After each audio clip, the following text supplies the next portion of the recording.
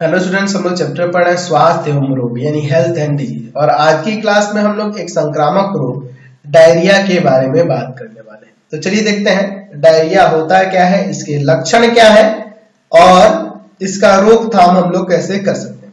देखिए, डायरिया का अगर सामान्य अर्थ बात करें तो कह सकते हैं कि पतला पैखाना होना। पतला पैखाना होना मतलब डायरिया है, यानी कि दस्त लगना। दस्त लगना, ठीक है ना जी। दस्त लगना वही क्या कहलाता है, डायरिया कहलाता है। ये आप देखोगे तो साधारणतः आपको गर्मी के मौसम में या बरसात के भी मौसम में ये होता है, ठीक है ना जी।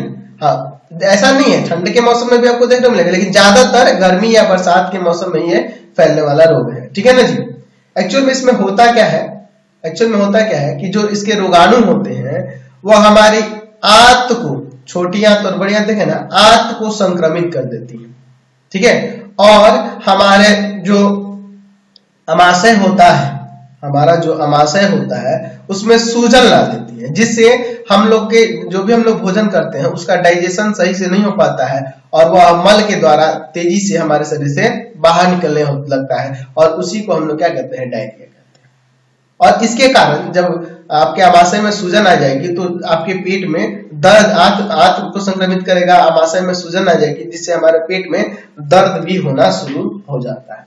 तो जब हमारे आंत में सूजन आ जाता है, साथ ही साथ आमाशय में भी सूजन आ जाता है, और इस सूजन ये जो सूजन होता है इसको कहा जाता है, हम लोग क्या कहते हैं जी, जठरांत्र शोथ। जठरांत्र शोथ। तो जठरांत्र शोथ जो देख रहे हैं यह एक, कह सकते हैं कि एक बैक्टीरिया जिसे हम लोग कहते हैं एस्चेरिचिया कोलाई, या कोई वायरस भी होता है, वायरस जो होता है उसके कारण भी हो जाता है वायरस। यही क्या करते हैं, हमारी आंत को और हमारे आमाशय को संक्रमित कर देते हैं, जिससे क्या हो जाता है जी, हाँ, कह सकते हैं कि आंत और आमाशय में सूजन आ जाता है और उसी को हम लोग क्या कहते हैं, जठरांत्र शोथ। उसी को क्या कहते हैं, जठरांत्र शोथ। उसी तरह से जब हम लोग भोजन कोई ग्रहण करते हैं, अगर वो संक्रमित भोजन होगा उसमें कह सकते हैं कि मान लीजिए कोई बैक्टीरिया या कुछ कवक उसमें मौजूद होंगे, तो वो भोजन लेने से क्या हो जाता है, वो भोजन विषाक्त हो जाता है, जहरीला हो जाता है। और जहरीला हो जाएगा तो कह सकते हैं कि जहरीला हो जाएगा तो हमारी आंत को संक्रमित करेगा ही, हमारे आमाशय को संक्रमित करेगा ही। तो डायरिया के तरह हम लोग कह सकते हैं कि कुछ ऐसे भी सूक्ष्म जीव हैं जो डायरिया, जैसे डायरिया रोग हो रहा है उसी तरह से कुछ ऐसे भी सूक्ष्म जीव हैं जो अलग अलग प्रकार की पेट से संबंधित समस्याएं उत्पन्न करते हैं। जैसे एक मैं यहाँ पर बता रहा हूं, एंट अमीबा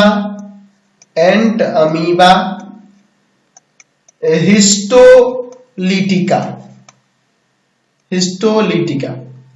ये इस नाम का जो प्रोटोजोआ होता है यह एक रोग उत्पन्न करता है हमें हमारे अंदर, उसे कहते हैं अमीबी पेचिस कहते हैं। ये भी डायरिया के तरह ही ये रोग है जिसमें क्या होता है, पेट में मरोड़ के साथ बार बार पतला दस्त होता है, पैखाना होता है, जिसको अमीबी पेचिस कहते हैं। उसी तरह से कह सकते हैं कि एक बैक्टीरिया द्वारा भी होने वाला रोग है जिसके कारण पेट में दर्द, मरोड़ के बार बार पतला खाना होता है, जिसे हम लोग कहते हैं विषाणु पेचिस। क्या कहते हैं, विषाणु पेचिस। तो ऐसे कई तरह के रोग हैं पेट से संबंधित जिसमें हमें बार बार पतला पैखाना और मरोड़ के पेट में दर्द होना, ये सारी चीजें होती रहती हैं।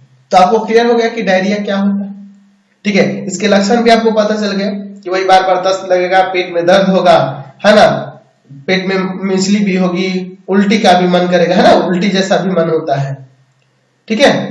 तो इससे क्या होता है, अगर मान लीजिए बार शरीर में जल की कमी हो जाएगी ना, उससे बार बार दस्त लगने से शरीर में जल की कमी हो जाएगी, आवश्यक लवण की कमी होगी, इसीलिए डॉक्टर सलाह देते हैं कि ओआरएस का घोल वगैरह लीजिए, है ना जी, ये सब सलाह दिया जाता है कि नहीं। तो चलिए पहले इसके बारे में लिख लेते हैं कि क्या होता है, फिर उसका लक्षण लिख लेंगे और फिर इसके बाद इसके रोकथाम के क्या उपाय है उनके बारे में भी बात करेंगे। तो यहाँ कह सकते हैं कि साधारण भाषा में डायरिया का अर्थ बार बार पतला पैखाना होना है, ठीक है, यानी कि दस्त लगना है। डायरिया कई प्रकार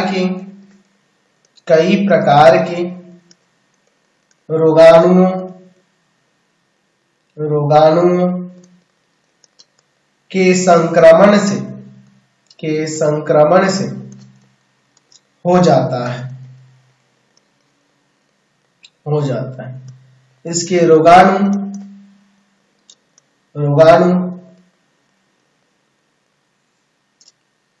आंत तथा आमाशय को संक्रमित कर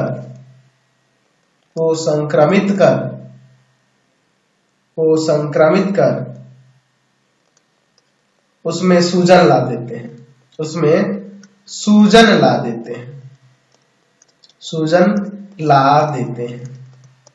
जिससे क्या होता है जी, पेट में दर्द वगैरह सुना है ना। ये सब चीजें अब इसके लक्षण में लिख लिया जाएगा।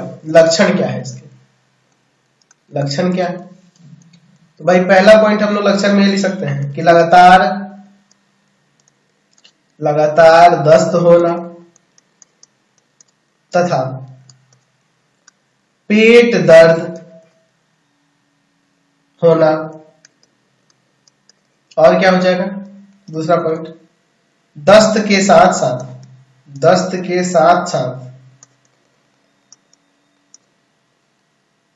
मिचली एवं कभी कभी उल्टी भी होना, ठीक है।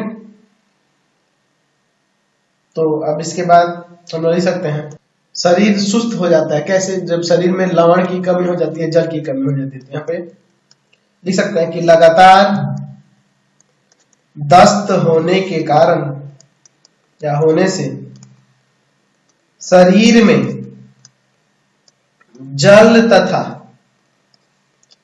लवण की कमी के कारण शरीर सुस्त दिखना,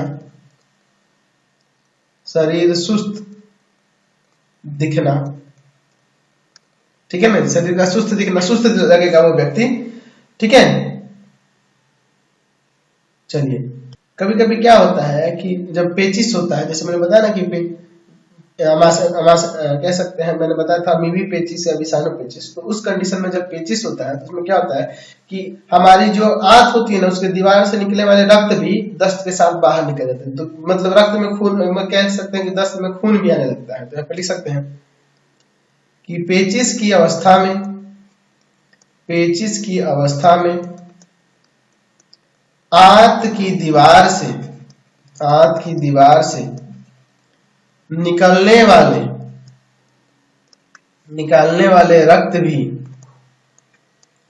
दस्त के साथ शरीर से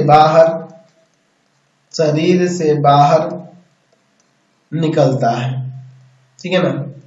ऐसा भी पॉइंट आप दे सकते हैं, ठीक है। अब इसके हम लोग बात करें कि डायरिया के रोकथाम में, तो सबसे पहला तो साफ सफाई जरूरी है ना जी, है ना।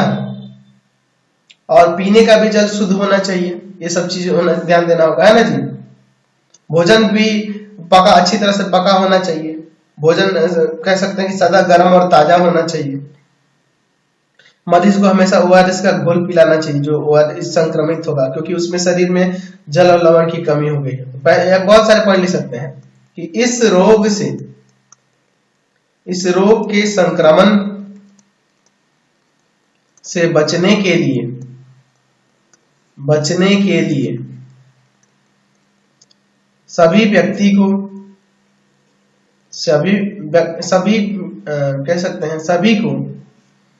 सभी को व्यक्तिगत स्वच्छता पर विशेष ध्यान देना चाहिए।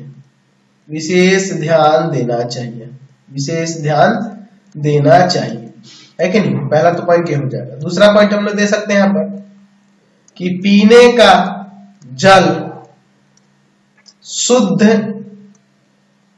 एवं संक्रमण रहित होना चाहिए। संक्रमण रहित होना चाहिए। अगला पॉइंट दे सकते हैं, भोजन स्वास्थ्यकर